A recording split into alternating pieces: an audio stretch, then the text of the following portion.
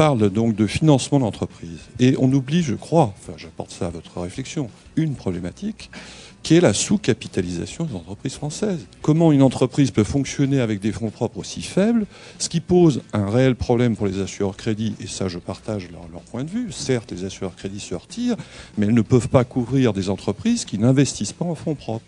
L'idée du fonds stratégique d'investissement, c'était un peu ça, pour une large part.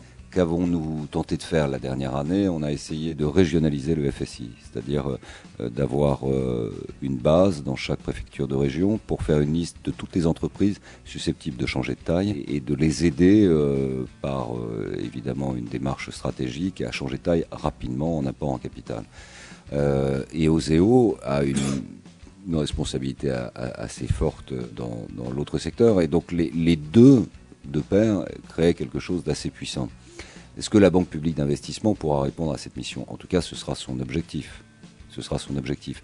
Mais là où il faudra être attentif, c'est que dans la mesure où les régions elles-mêmes vont rentrer dans le dispositif de l'effet de levier, c'est là où ça peut éventuellement être intéressant si c'est bien mené, c'est que vous aurez un regard stratégique sur les très grosses PME. On les connaît, département par département. On sait celles qui sont sur des secteurs concurrentiels productifs. On sait parfaitement.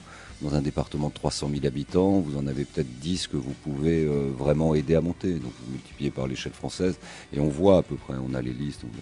Mais il peut y avoir un intérêt à aller sur les plus petites entreprises. Et je pense qu'il ne faut pas se limiter au secteur. Donc tous les secteurs peuvent être concernés par la prise de position publique.